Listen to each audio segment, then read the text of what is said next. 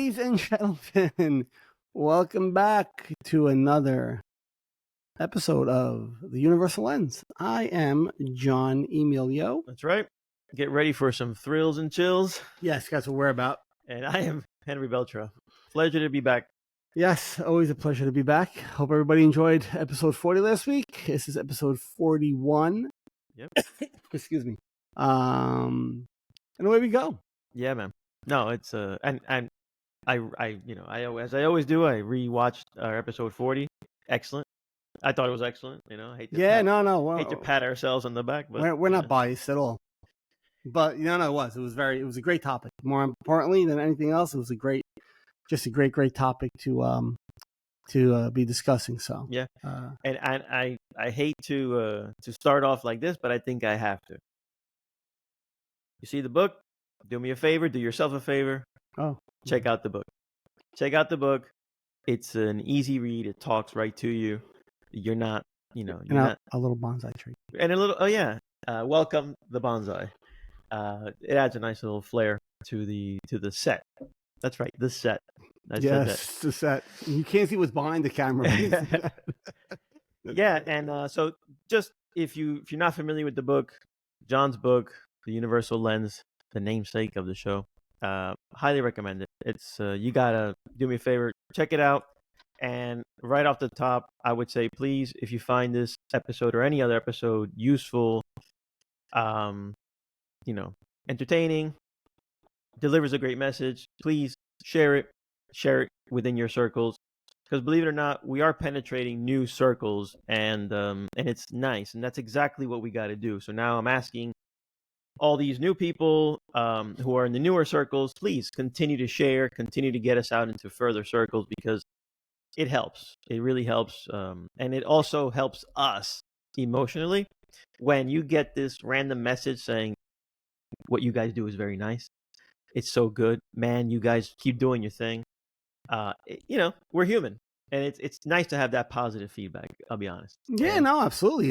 It's always nice to hear people telling you how, either, and it's not for the pat on the back. It's to know that somebody heard something you said, it resonated with them on a certain level, and they got a benefit from it, right? And that's what I've always said from day one. It's the most important part of the show for me, and I know for you too, is the benefit that people get. So you get a message, from somebody, and I tell you something. Here's the weird part of this is, for me, it's a lot of people. And they're not in my circle, but they're people I know, right? Not in my daily circle, but people I know, friends, extended family members who will just send a message and be like, hey, I love what you're doing. Keep it up. Proud of you guys. Just that they're hearing it. And I'm like, wow, that's somebody I never thought would have entertained even listening to this, because they've done it multiple times. So it's not like, hey, good for you. Congratulations. That's different than, hey, I love what you guys are doing. This is great stuff. So it's nice to know that, we might not be reaching people on a Joe Rogan level, on a seismic level, let's just say, on a Joe Rogan level, but I think we're reaching the most important part. I mean, instead of reaching people we don't know, I think you start with reaching the people you do know. And here's why that's a harder egg to crack. The person has a predisposed idea of who you are already. So they'd be like, well, Henry is this person. Done. John is this person. Done. For them to see Henry or John in a different light, in a different way, means you've cracked a shell with them, and they're able to see you for more than what their mind used to tell them that you were. Yep. So for me, in the beginning, I'll be like, well, this is great. People I know are reaching out. That's awesome. But then I started realizing, wait a second, these are people who only saw me one way. And some of them are really close. And now, well, yeah, I mean, listen, if you're hanging out with me, I'm going to seem like the same guy, because I am. I've changed. But my view on life is definitely different than it was. But I'm the same, I joke around. I'm the same comical guy. I like to bust chops and stuff like that. But when those people notice what you've done and they see a difference in you, and they're like, I could tell, dude, you really are different. You see life completely different. That's where I'm like, if you're noticing that, it means you've gotten you've changed the lens that you saw me through as this other person, and now you see me as, even though I'm, I'm still the same social person, but you see me as this different. Like, wow, well, you're not just that guy anymore. Now I see you as something different. That means you really were able to penetrate them in a way, right, where it made a difference. And for me, that speaks volumes to say, if I could make you see me different, after you've known me 30, 40 years, 20 years, and now you're looking at me going, this is something great that you guys are doing, and I really enjoy this, or good for you, and wow, this is great. I'm so proud of you guys. That means something.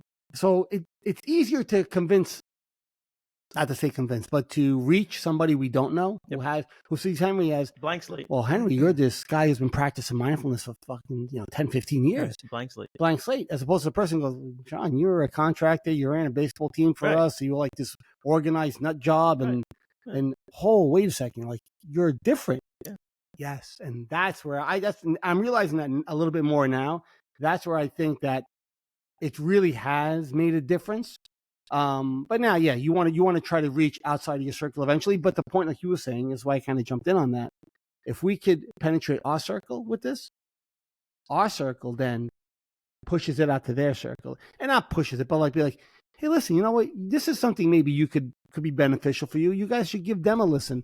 And listen, this is not about, this isn't about us getting famous. No. It's about really, hey, listen, if I could reach you, and you could reach that person could reach that person, well, then the point of this show, the point that every spiritual teacher in the world, the point that every, mindfulness instructor or therapist who deals with, anxiety or things like this, their mission is to get to the people that they can't reach by having the people they've worked with reach those people for them. Right. So, and that's where it's kind of, I'm trying to find the right word, where it's almost like a domino effect. Yeah. Right? Everything kind of dovetails into each other. Yes. Yeah. Yeah. And so I briefly stumbled upon, I watch a lot of content on YouTube, and I briefly stumbled upon an episode that a guy I follow regularly. I listen to his work regularly because he's a YouTuber on real estate. Okay. He puts out very good content because he kind of speaks like we do. Like, he's talking to you, Mr. I've never invested before. Yes. He's not talking to, I own 50 units. No. He's talking to you, and he continues to retell his story of how, I bought one rental unit. Started with that first one. Yep. And he says that's the name of his channel. It's called One Rental at a Time. Oh, wow. So it's funny, that guy has snowballed not only his real estate business, but his YouTube business. And he now has brought on 2 other YouTubers. He's kind of make this little board, let's say. And as he's talking with this board, he did an episode on how to grow your YouTube channel. And the consensus between the 3 of them who have successful YouTube channels was, there's 2 roads to take. You're doing this because you really care about the topic and you really want to make a difference. Mm-hmm. Or B, you want to be YouTube famous, get hits, get clicks, and get paid. Yep. So he says, you got to figure out which one you're on. So for us, eliminate that second one. Yeah. Now, that first one, it's a tough road to hoe. Very tough road. But you're in it for the right reasons. Exactly. Yeah, I agree. For us, when we started this, we didn't even care really about just the let's say the nonsense of I'm famous, fuck all that.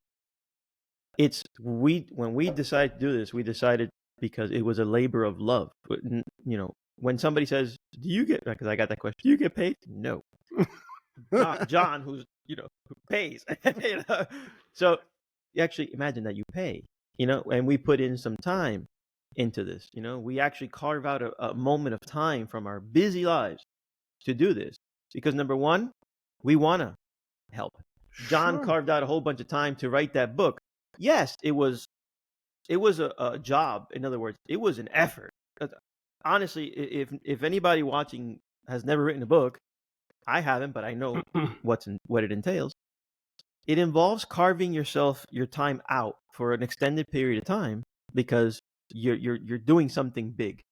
And that book did something big for you, for your spiritual self, but also Sure. now you can take this thing and pass it on to the next person and hopefully pass on a good message. Same thing with the show. We carve out time to put out this product that costs nobody anything, nothing, No, just an hour, 50, whatever, a couple of minutes of your time when you want to listen. because deep down, we are people that have experienced our trips on with mental health. We feel that this, what we're talking about here, this mindfulness, this acceptance, commitment, this is very useful to the point that it should be known by everybody. It should be known by everybody, big and small, and far and wide. It should be known. So we're here trying to, let's say, spread the message, give our anecdotes, give our experiences, life experiences and stuff. Yeah. We put it all out there. If you've been watching the past few weeks, I'm going through some stuff. Life isn't perfect, but this exercise helps me.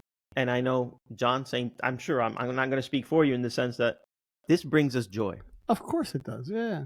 And it would bring us even more joy. Wink, wink. Wink, wink. Because believe it or not, we feel you. It's not like we're separated from. Like we feel you, and that that vibration, hard to explain, really is something that the more feedback we get, the more, let's say, in love or the more passion we have for what we're doing. It's like being a performer on stage and only two people are going. Sure, it's nice when somebody reaches out and tells you. So that's a nice human emotional mind cookie that you get. Yeah. When somebody reaches out and says, "Hey, great job." And there's absolutely nothing wrong when enjoying when somebody does that. It's nice because I look at it as while this is helping you. Right. And to kind of get back to your point you were saying before with that YouTube guy who about the video that goes either way, like you could do it for the clicks and the money, or you could do it because it's something very important. It's something very important to you. And this is just how I feel in life about a lot of things. If you're doing something, and this is going to turn, so if you're doing something for the right reason, it's not what you're doing, it's how you're doing it, right? And we've spoken about what and how before. So if your how is genuine, the what could be anything. If your how is really genuine, like to say, I'm doing this for this reason because, and look, time out. There's nothing to say people who are doing it for clicks and money. There's nothing wrong with that. People have to make money. People need businesses, and social media is a great avenue for advertising nowadays. So that's phenomenal for you if you're doing that. But if it's something that you're passionate about and something that's very important to you, you approach it differently. By the way, you still can get the clicks and the money while doing something that you are passionate about and something that you care about, right? It's possible, yeah. It's a nice perfect storm when that happens. It doesn't always happen, but it's nice when that does happen. But I think if your how is right, if how you approach things is genuine, if how you approach things is from a non-egoic, not that I have to be the best, not that I have to make the most money, not that I have to be the most powerful, but it's because something I value, something I care about, something I want to tell people about because it's something I've experienced and learned, like the gentleman you're speaking about, right? Listen, this is how I started my real estate business, and I think people could get a benefit out of this. And he genuinely maybe wants to, wants to help people to have this knowledge. Yeah. And that's a gift. Like that's a gift that you give people. If you're as good at something, or if you have a talent or knowledge, and you want to pass it on to somebody else, well, your how is very genuine. Like you're like, there's plenty of people on YouTube, car guys who rebuild engines. They start in their garages because I love this and I want to show you how to rebuild a carburetor. And some of them become famous. Some of them don't, but they keep doing it. The people that keep doing it, even though they're 50 episodes in and, they don't have 1 million downloads yet, they keep doing it because it's not about the downloads. It's about me doing this because this is something I care about. Because my how is more important than my what. I'm approaching this. How I'm doing it is I'm doing it genuinely. I'm doing it because of my passion. I'm doing it with consciousness. I'm doing it with the benefit to other people. So that the what could be rebuilding a carburetor, talking about your real estate, speaking about mindfulness, whatever, business, right? It could be anything. And I think it comes across more genuine. So like I've watched a lot of content we all have on YouTube because it's just part of things in life that way things we could view, the way we search things and look things up nowadays. And I could always tell the content that is genuine and the content that is click happy, right? And some of the click happy stuff is hysterical. Don't get me wrong; it's funny. Some of the stuff is funny as shit. But for me, making your point, the stuff that's more genuine, there's more value. There's a ton more value to it, like life changing things that you could take from it. It's so yeah. I mean, for us, the how is more. So this is our what. Our what just happens to be this table, this camera, these mics, and our the universal lens. The book was my what, but how I did it, right? How we did the show, how I wrote the book, was with a value driven purpose, and the value was this changed my life. How can I get it to change your life, right? So I think that's yeah, I think that's why that's the reason we do it. I know it's the reason we do it, and I love to see when people do use things like social media and stuff in a really beneficial way. But they're not always the most popular.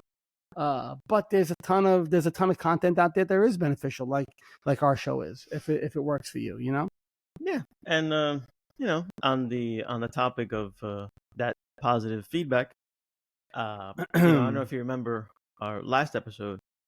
I said I wanted to touch on a certain topic because we went long last episode, and I know it's strange. Sorry, we tend to talk a lot, but hopefully you like it. Hopefully, yeah. Sorry, I think Lou, if you're watching, sorry. Oh, Lou's in love. Suck it up, Lou. Yes. Yeah. So the positivity, I think that's a human thing where if you give somebody a positive comment, a positive thought, hopefully you get that positive reaction back, and right, so yeah. I mentioned the word hopefully. Yeah, you don't always get that. Depends on the person, but yes. But in the context of what I'm talking about is, so a guy like me, right, identifies not on purpose, not willingly, but suffers from anxiety and depression. So OCD. Yes. Right. So I know it well. These are the things that are, let's say, around us. Okay. Mm-hmm. So usually, as I speak from experience, when you're in anxiety, let's say the state of your mind is a little bit more anxious than usual. Okay. You tend to get into a negative loop. Not willingly, but you can slip into a negative loop. And if there's a lack of awareness, absolutely. Correct. It's very easy. Correct. And even if you are aware, sometimes it sneaks up on you, and sometimes you can feed the wrong wolf unwittingly. Okay. Right? You don't even know it. And this is the way it happens. So there was a book I was reading where they say, pay attention to the 6 people closest to you. Your circle. Right? These are the people that you spend the most time with. And it's important that you assess who they are and what your relationship is with them. Not because they're bad, not because you shouldn't be with them. Make an assessment, because it all determines what you want to do and how you want to be moving forward. And so as you think about that, the 6 people closest to you, and the guy in the book says, that's your future. That's your future. Just pay attention. That's your future. So that's kind of the message that he sent. But I take that and I apply it to this. And I said, it makes sense because we're always trying, you said many times, I'm not going to disturb my peace for you. I'm not going to disrupt my mental health for you. Like the guy who road rage guy, it's up to me, Of course. to give you my mental peace. Yeah. So in that spirit, how to kind of, I'd say, safeguard or reinforce that ability is you have to assess if the conversations with those 6 people closest to you, are they continuously negative loops? Because Yeah, I get you. Yeah. we've touched upon this briefly in, let's say, an older episode, where if every time I see you, you tell me your complaint and I'll tell you you tell me your woes, I tell you my woes. And it's this, and we spend 20 minutes of catching up because, Complaining. and it's just a series of complaining, and it's a loop. But what happens is you have 24 hours in a day. Hopefully 8 of them you sleep. Let's say, hopefully you get good sleep. So the other 16, you're going to really fill close to an hour of those 16 with negative loop. By the way, that's that I can detect, because throughout the day you may have thoughts. Throughout the day you may have other conversations. Oh, absolutely. So I think a very conscious effort should be placed on trying to curtail or eliminate that negative loop. So if that person engages you in wanting to feed the wrong wolf, I think you should make a conscious effort to not continue the negative loop. We've definitely spoken about this before. Because what happens is you may not feel it and you may not know it at the moment. And to you, it's actually a de-stressing because I'm getting it off my chest. Yeah, you think that's what you're doing. Absolutely. And as you can see, I just got a haircut. And fresh. Barbers are like bartenders. Oh, like bartenders at therapists, basically. So my barber, who I love, Jay, if you're watching, I love you. He's the best. So my barber, I sit down and he says, "So what's going on, man? How's life?" So that's a jaded question sometimes. I can tell you how life is, how I want to tell you about it right now. And it's not exactly all roses. But which wolf do you want to feed? But do I want to do that? So I sat down and I told him, Jay, things are in general okay, but I'm going through some stuff. He goes, "Really? What's up?" I said, No. Wow. I said, "No, man. No, because, when you talk about it, it's just, you're putting that negativity out there. Yeah. And then it's just more negativity that now I'll leave here with this loop and I could disturb everything that I've been doing in these past few weeks." It's your mind. That's your mind wanting to plug into an amplifier. Basically, when you and we've spoken about this, like it had to be probably one of the early episodes when we were kind of breaking down stuff like about the ego and how the mind works.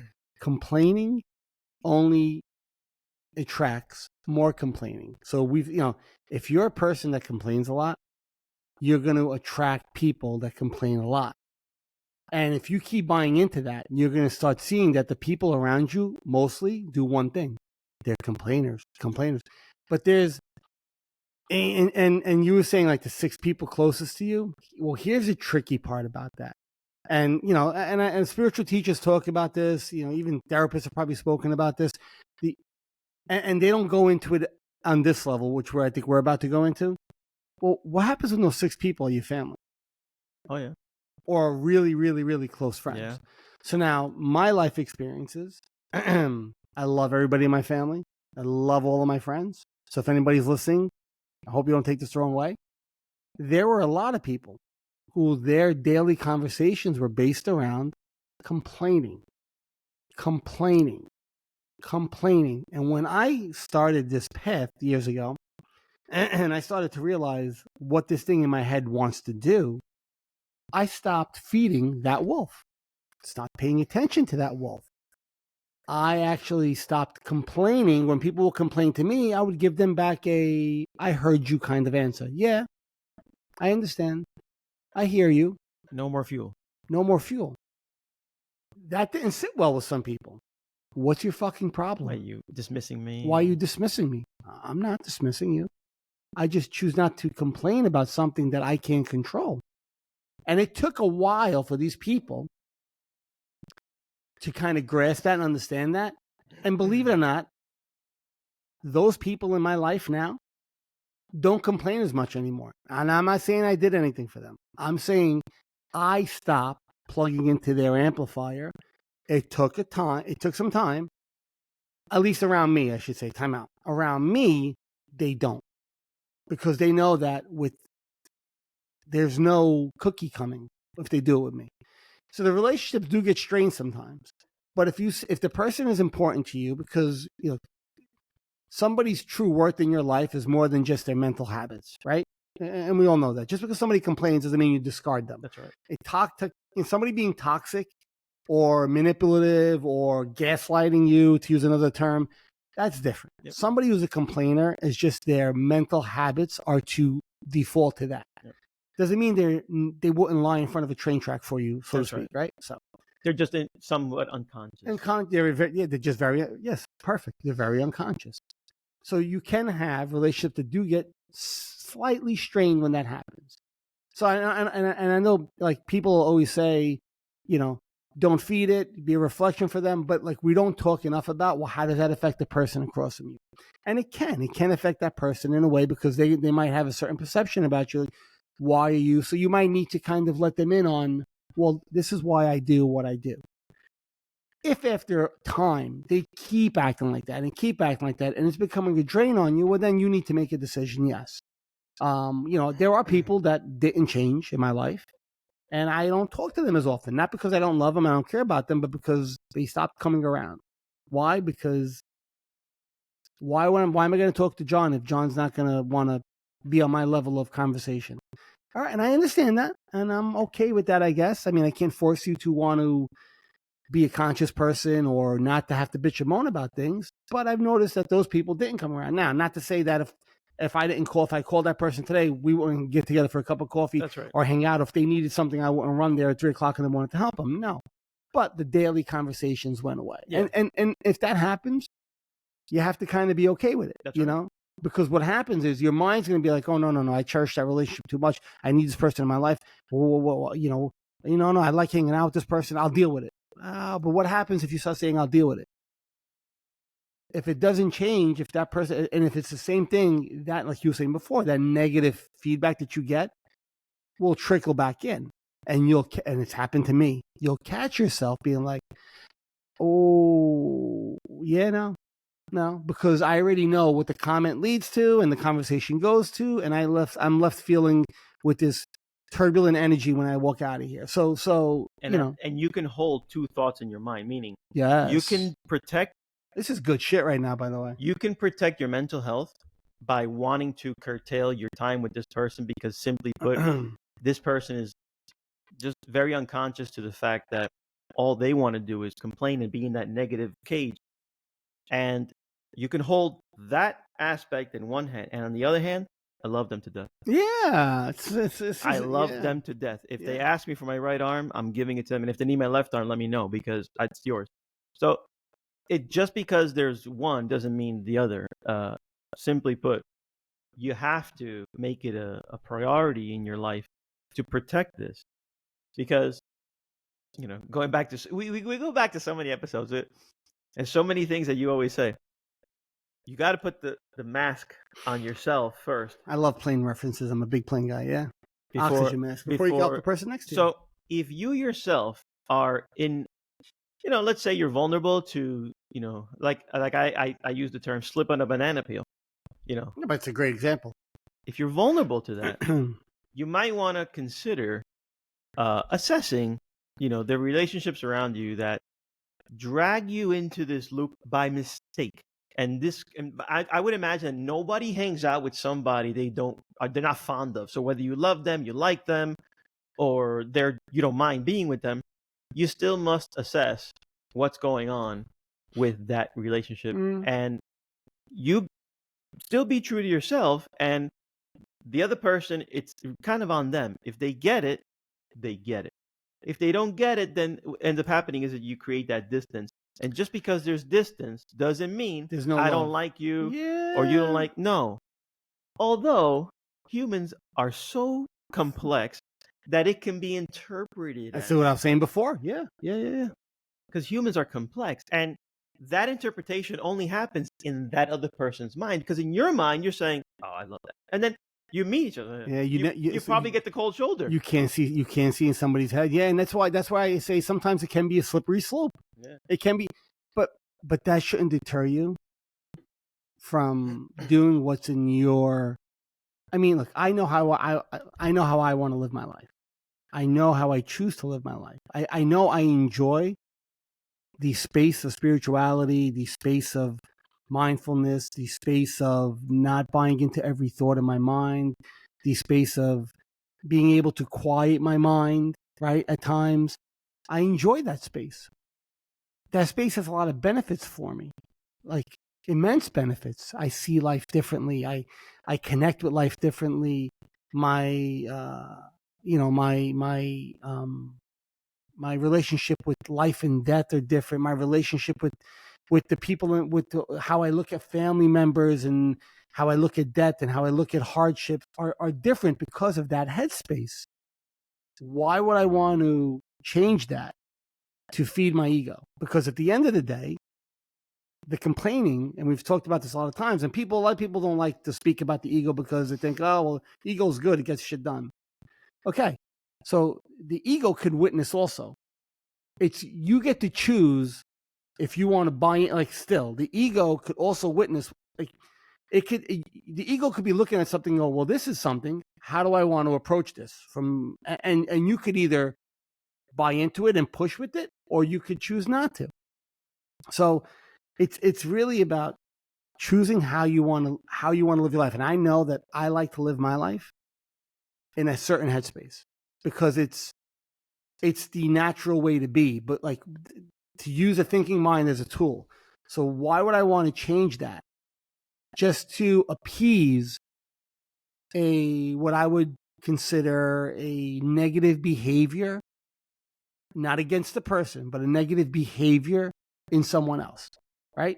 You could still love that person, but a negative behavior from someone else, which all that's going to do is it's going to dim to use spiritual terms and dim my light of consciousness to make me become less aware and buy into the mind and its agenda of complaining, bitching, and moaning. Woe is me! How dare they? Who do they think they are? What the hell? What the fuck? This is them, us. Like it's an exhausting. Like just saying that, by the way, is exhausting. So to live my life that way is exhausting. So I choose not to, right? And it's a tough decision to kind of make. I think, especially if you're just getting into this, because when relationships like that start to get strained a little bit, people tend to want to fall back because I don't want to piss this person off, but you're not pissing the person off. Your goal is to be a mirror for them and have them see that I'm complaining and I'm getting nothing back. Why is that? I'm complaining and I'm getting nothing back. I'm complaining. Why am I complaining? Like eventually that's a train of thought that you hope reaches them. Why am I complaining about this? And they go, this is pointless. And that's when you could look at them and go, yes, it is. You're right.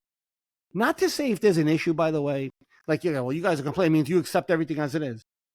No, if somebody does you an injustice, you can speak up for yourself. But there's a difference. Difference is, hey, I don't appreciate that. As opposed to, do you believe this fucking guy's talking to me like this? Who do you think you are? There's a difference. There's a big difference. The difference is, hey, I appreciate it if you don't do that. Because you have a right to stand up for yourself, of course. But you could do it consciously or you could do it egoically and complaining and bitching and moaning the whole day. There's two different ways to look at it. So, yeah. And don't forget the old adage, misery loves company. Oh, yes, it does. Yeah. However, the wedge in that statement is conscious misery won't love company. No. So conscious misery. Yeah, because I've never heard that. Because I'm conscious and I slip on banana peels all the time. Yes. Agreed. But I have to be conscious of the fact that I don't want to love misery loves company. So what I'm gonna do is I have to consciously be conscious of I know it's a little it can get, but it is what it is. Language. of my vocabulary because or of what I'm saying because it's very easy for me to sing you my woes. Oh, You know what I'm saying? It's like easy. that it could happen. Like imagine me and you, and you saw me in a very vulnerable state, and you understand that when I see you, you represent like oasis for me. You understand, like, Oh my god. yeah. You represent like the guy who understands what I went through, Oh yes. and he said a lot of things that reminded me of things I already knew, and therefore I'm feeling better. So it's easy for me to see you and want to tell you the bad stuff because I know what's coming is good stuff. But that's not right. That's not right. Because number one, every time I mention that, it's one more universal reason for it to stay in the universe. Well, so yes, there's a lot of truth to that. And but so by the way, you could always speak to somebody about something, but not complain about it. And I like that. And I'll tell you, you weren't complaining because there's a different tone in your voice and your language when you're complaining about something to when you're telling somebody, this happened. Now, yes, I think what you were trying to say is you don't want to come all the time and be like, oh, this is what happened. Yeah, this is what. But you see what I'm saying? Oh, this is what happened. I don't want to be that. That's complaining as opposed to, well, like you've been trying to dabble in real estate, right? So we've been doing a lot of back and forth because I was a contractor. I have background in this stuff, and back and forth, and we're talking about different things and stuff about your whatever personal stuff comes up. But you're not complaining. You're asking for advice. Okay, good. Difference. Hey, Henry, what do you think about this? I'm having a tough time with this. I can't wrap my head around it. It's just as opposed to, Henry, my life's a fucking mess. Everything's horrible. I don't know. This is the worst. Oh. Now, I'm not saying you can't feel like that because if you're in a dire situation, those emotions are going to be there. But by asking somebody for help is different than complaining to that person. Asking somebody for advice, maybe there's an avenue they could show you, they could help you. That's different than complaining. Complaining is, woe is me, listen to my story. Yeah. Woe is me, listen to my story. Woe is me, listen to my story. But it's not going to change when you keep saying, whoa. And people are looking at my hand doing this. I'm Italian. I can't help it. Yeah. This is just my hand moves. My hand moves when I talk. I'm sure they realize it. The camera's not on the table because he'd be shaking like this. Woe is me, listen to my story. The thing that doesn't change is your story doesn't change if you keep doing that. Because like you just said, you keep attracting that. You stay in that state of mind. When you stay in that state of mind, you don't actually try to resolve the issue. You're not working to resolve the issue because you're stuck feeling too bad for yourself. You're stuck feeling sorry for yourself. You're stuck feeling like you're the victim in life. Yeah. And again, not to belittle anything anybody go through in life. We all go through shit. We've all dealt with hardships. We've dealt with our share of hardships in life, and I'm sure you guys have too. But if you're stuck complaining about it every day, you're not working to making it a better situation. Whatever better means, even if better is 10% better, 20% better, 50% better, you're not working to make it better. And when you're around people that constantly do that and they don't want to change, it could be a drain on you a little bit. I mean, listen, even me and at my heightened level of awareness, let's just say, when I'm around people who only want to bitch and moan about things all day, I could feel a drain. Okay, maybe I don't buy into it, but I could actually feel a little bit more spent when I leave them, like they've been sucking energy out of me. Yeah. So that happens. Sure, you can recuperate pretty quickly after it's done, but if that's a constant situation, well, you could have a conversation with that person. If it's somebody that, listen, I can't cast this person aside. They're too close to me, right? And I love them to death. Well, you could have a conscious conversation. Go, hey, do you ever realize, and then we said this before, I told somebody very dear to me once ago, do you realize all you do is complain? The answer I got back was, well, what else am I going to talk about? And I said, well, that's a scary, scary, scary, scary thing to say. So your conversations are based on complaining. I go, and just sit there with that. Since then, I got to say, this person's gotten better, a lot better. But it's so for you out there, like, do you hear kind of what we're saying? There's nothing wrong with asking for advice if something's going wrong in your life, talking to somebody about your problems, because you should. Keeping your issues to yourself, sometimes it's not healthy. It's good to have somebody you can lean on, a wife, a spouse, a best friend, a family member, who you could be like, bro, I got to tell you what's going on. Tell me, what's the matter? And come back the next day, bro, I got to tell you what's going on again. Okay, what's the matter? Bro, this is the worst. Whoa, we're getting into a pattern here. Bro, my life sucks. Right. Oh my God. Okay, all right. Listen, I'm here for you. Right. But instead of saying, hey, how can I make this better? Hey, what do you think of this? Do you think this would be a good idea if I tried to do this, or I tried to do that, or if I spoke to this person this way? I can't. Now you're asking for input, and we could, as a friend or somebody, a loved one or a wife or a husband or a family, you could give that person input. But if they're only complaining, they're not asking for input. They're asking, hear me. All right, I want to hear you. But you don't want to make it better. All you want to do is be heard, and you want to stop there. Well, being heard and making something better are two different things. I could tell you, this is horrible, and I really want to be going through this. How do I make it better? So like when I started therapy, it was, this is horrible, Dr. Tatiana. I can't take this anymore. But my next question was, how do we work this? What do we do? Right. It wasn't, every week I would go and be like, oh, this is the worst. Oh my God, this is the worst. It would be like this. Okay, we're going right, or we're going left. We're going straight today. Even if it was painful as hell, what are we doing? Yeah. And you learn and you move forward, even though you're going through some shit. It's a practical approach. Yeah, it's a practical approach. Because instead of just complaining. So the person who complains is stuck in therapy for 30 years and they never get better. So that's a practical, and then there's emotion. The emotional approach is that one where,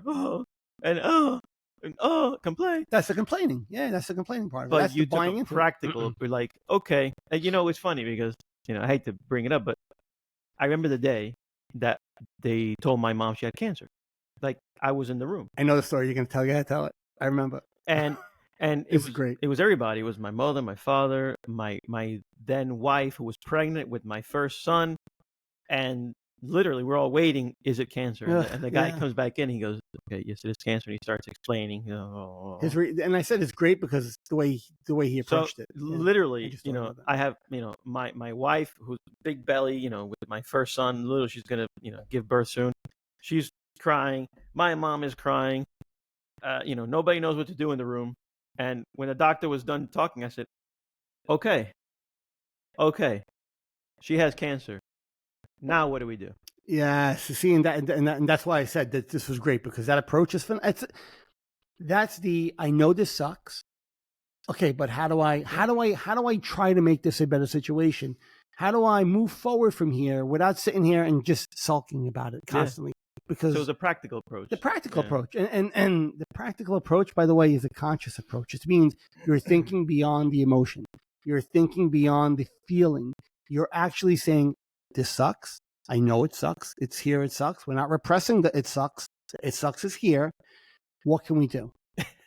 What can we do?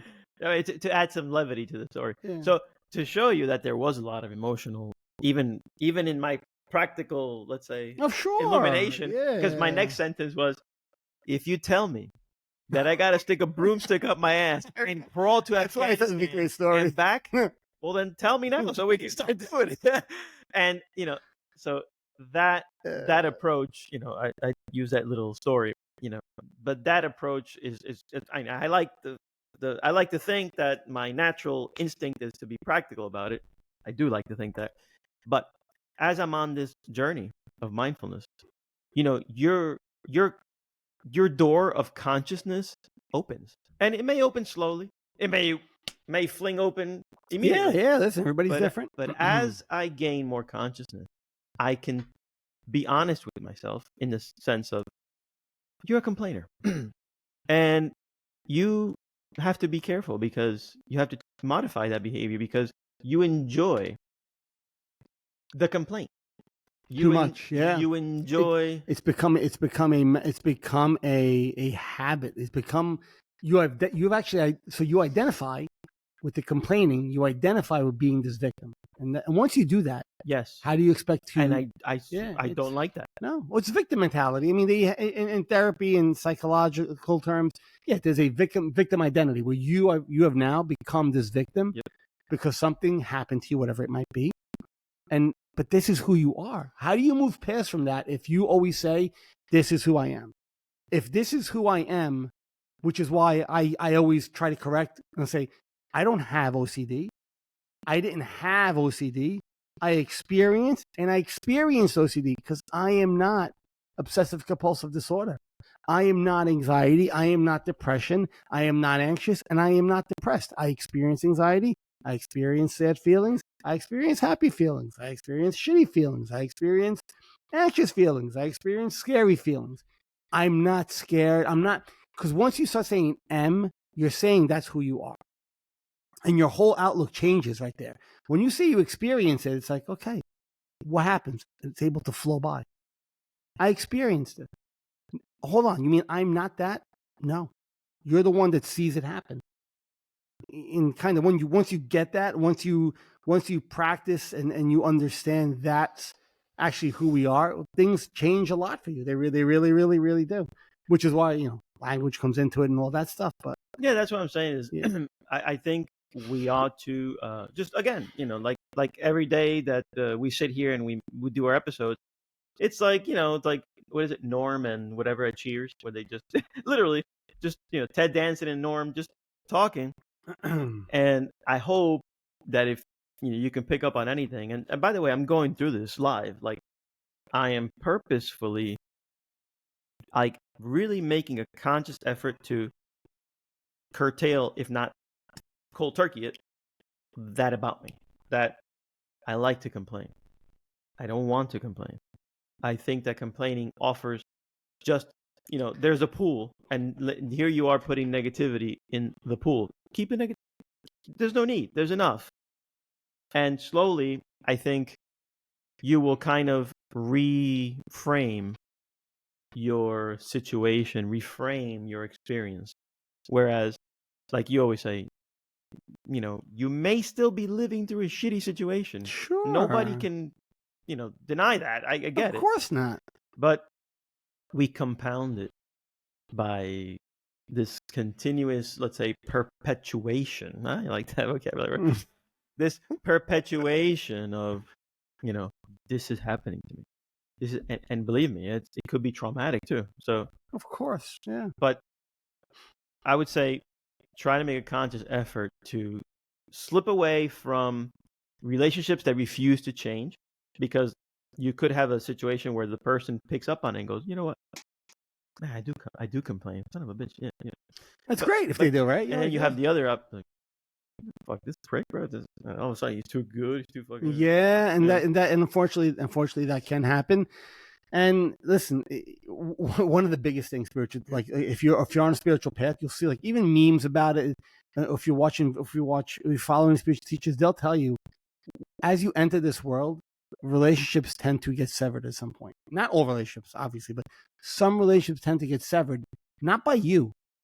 Naturally, they get severed because you've no longer subscribed to a certain mentality of life.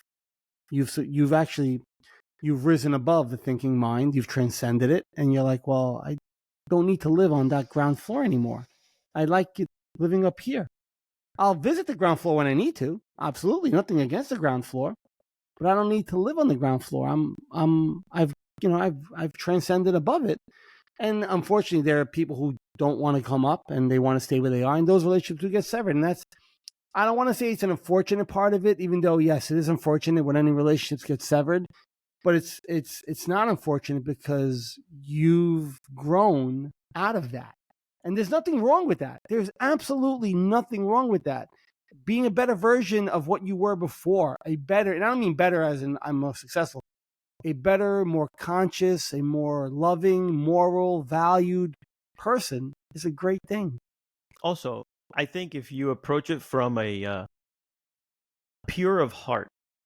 Sure. You understand, like, in other words, pure heart's very different. Yeah. If you approach something as I just laid it out, where, listen, I noticed something about me that I don't like because I keep perpetuating this negativity. and I'm gonna make a very big conscious effort to not do that. So it's pure of heart. It's not saying, John, I really don't like you. I don't really want to talk to you. No, Yeah, fuck it's you. it's me saying like, hey, John, I know usually we talk about our woes, but honestly, I'm trying not to, man, because I'm trying not to. And then I then get a negative reaction from you. So it's not because you wanted to sever, but simply put, that person either is unconscious or doesn't understand what you're trying to do, and then you all of a sudden you're not compatible. Yeah, and that's a great way to put it. You become incompatible.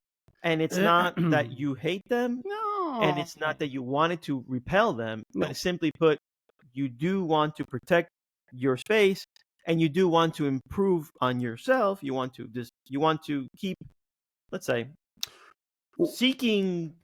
Once you find the light, why would you want to shut it off? Right, you're seeking the goodness of this experience. You're not seeking to muddle, stay in the muddy. No, you found a way out of the webs of the mind.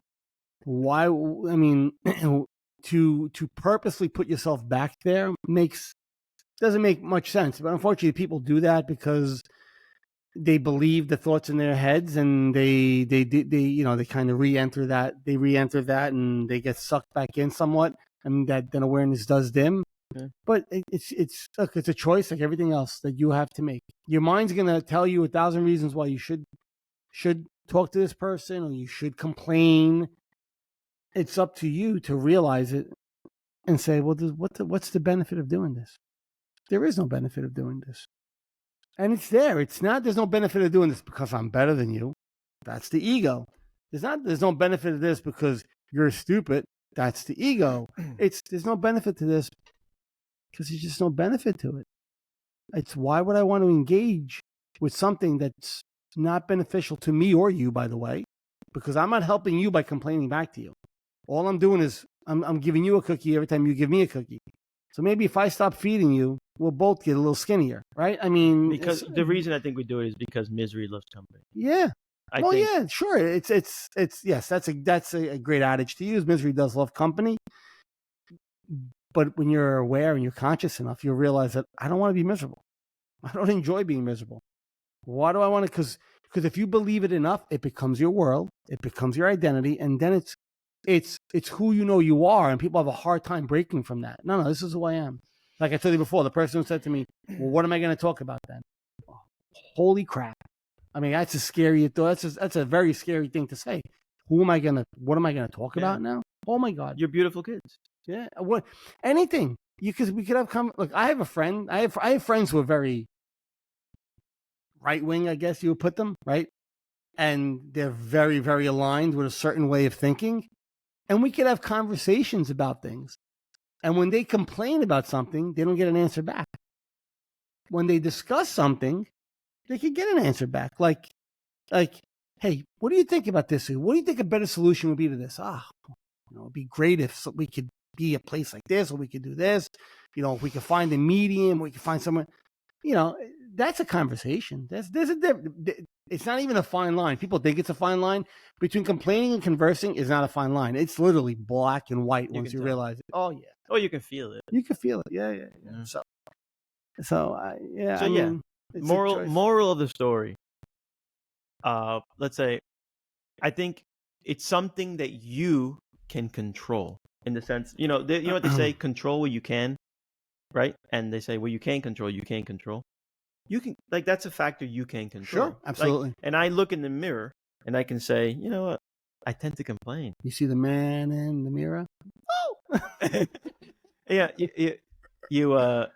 I can honestly say that, let's start working on that. Let's start curtailing that, because it's like negative. And by the way, it's me talking. Last week I was, curled up in the fetal position. But negative, you only get negative. Like, even if the guy across from you, look at this, because I can sense it. You're either born with this or you develop it over time, but you can sense people. Because when you're in sales, that's a heightened awareness. Well, it also means you have a heightened awareness too. But you can sense the vibes. Yeah. So I have been across from people that are that are fine. In other words, they're fine in life. They're they don't have any major hangups. But all of a sudden, I'm complaining to them. So they'll dig in. They'll dig up something that will give me some. Yeah, me too. But you could totally tell it's bullshit. Like you could totally tell that they're just trying to match my negativity, and I'm giving them a negative experience here. What am I doing? Like, what is this? That person wasn't negative, but I coaxed it out of them. And they're too unconscious to realize that they're participating in this. Like, I would like to be sitting across a conscious person who realizes, hey, prick, you're complaining. Yeah. And you shut me down. By the way, you shut me down in the nicest of ways, like you do to all your friends that were complaining. Can't we discuss something else? I mean, every time we talk. Yeah, a lot of times there was no answer in the beginning, but you can't force somebody out of it. You could make them aware of their behavior in a very very conscious way, without belittling them or attacking them, because then that's just your ego and you're unconscious, or just not engaging it, and that's really all you could do. But so listen, the one thing you could take away from today's episode is, if you notice this behavior in yourself, be aware of it. If you notice this behavior in people around you, be aware of it. Pay attention to how many conversations in your daily life are complaining, bitching and moaning, aren't constructive, advice seeking, issue resolving, but complaining, victimizing, and complaining. If that number is very few, well, you're on the right path. If that number is extremely high, well, you get to change that behavior immediately. Right. It's a win-win. There's no lose here, by the way. You don't lose because you are complaining, but once you're aware of it and you could work on it, it's a win. So it's a win-win. If you are doing it, that's great. If you're not, guess what? You get to do it. You get to be aware of it. So. Again, it's a factor that you can control. Sure. And if that factor you can't control, well, then it's time to start sharpening that skill of not wanting to complain, or not making a conscious effort to not complain. Like I said, sat at the barber chair. What's going on? You know what that means. Yeah. Complain to me. And I'm not going to do that. And sometimes that awkward silence is an awkward silence. People, and then we're going to wrap it up. People should not be, sometimes in lieu of silence, people will complain. Because I need to say something. Yeah, I had a flat tire and this happened and that happened. And instead of saying, how's everything going? It's okay. Fine. With a smile. Right. And then, okay. And it may not be. It may not be, yeah, but you don't want to perpetuate it. You don't want to perpetuate it, and you don't have to spill the woes of your life to just everybody and anybody all the time. Awkward, and I say awkward silence because that's what everybody perceives it as. For me, it's not awkward silence, it's just silence. Awkward silence isn't a bad thing. It's not. There's nothing beneficial to say at this moment. I choose to not say nothing at all. So, anyway. That's today's episode. Yeah. Hope it helped in some capacity. Yeah. Hope you liked our bonsai tree. I got to go bring it back to my office now. It's fake. It's not real. What? I got a real one upstairs, but this one's fake. I can't take care of two bonsai trees. They're a lot of work. I have kids too on top of it. But I don't think anybody. I don't know. Amazon, by the way, if you want to buy it, they're $25. Oh, wait. We're sponsored by. Yeah. We're sponsored by Amazon. That'd be a good thing. The bonsai company. I still, my son goes to Seton Hall and I have the thing behind me. It's like there's a ring toss and the ring is actually hanging up in the ceiling. I should call Seton Hall. So you're getting free advertisement every week. Maybe they give us a little backing. All right. You good? I'm good. That was good. Yeah. We got that off our chest. All right. So let's end our show. What do you mean you got it off your chest? Are you complaining? That's good. Okay, so as we end our show, let's end it the way we always do, with a nice, quiet couple of minutes as I talk us through what we spoke about today and what everything that we discussed. I'm sure there's a lot of things running through your mind right now if you're still listening, and if you are, that's great. If not, do this 5-minute meditation on your own if you had to shut it off at some point during the day. But let's start by taking a couple of deep breaths. We'll just remember, we try to keep the inhale, the hold, and the exhale the same rhythm. So if it's a 3 to 4 second, stay with that 3 to 4 second rhythm.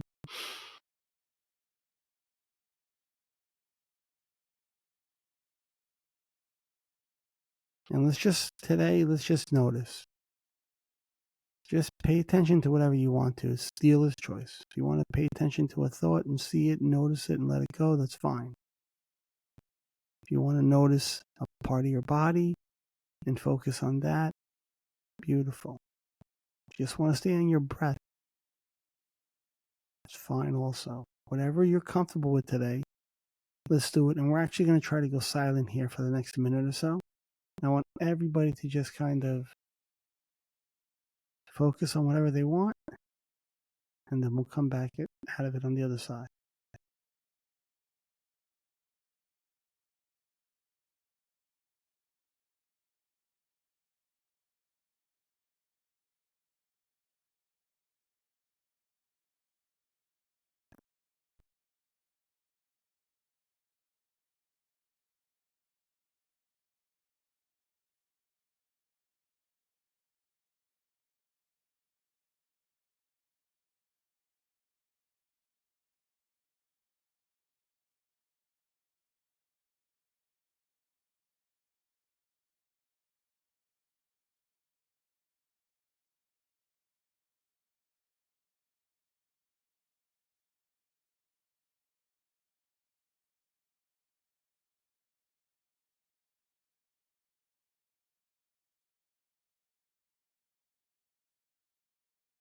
Keep noticing whatever you're focusing on.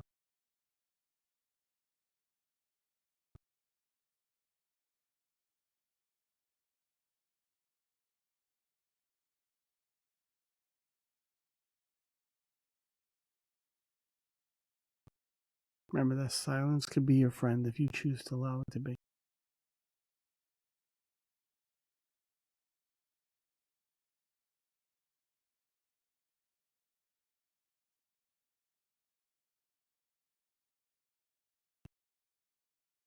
Two more.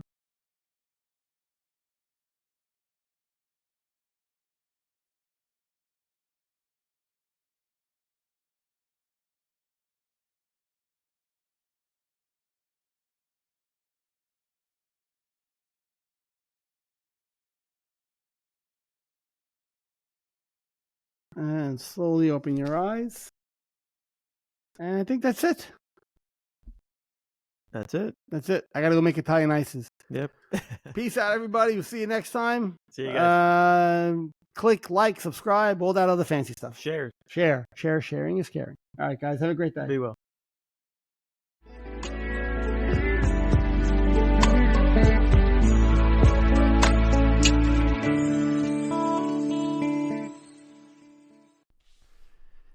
The insights and discussions that we speak about on our show are our own opinions and based on our life experiences. If you or someone in your family or someone you know is suffering and in need of help, please get them that help through medical attention or seeking proper therapy. Again, what we speak about are based on our experiences and not intended to be taken as a form of therapy. Thank you.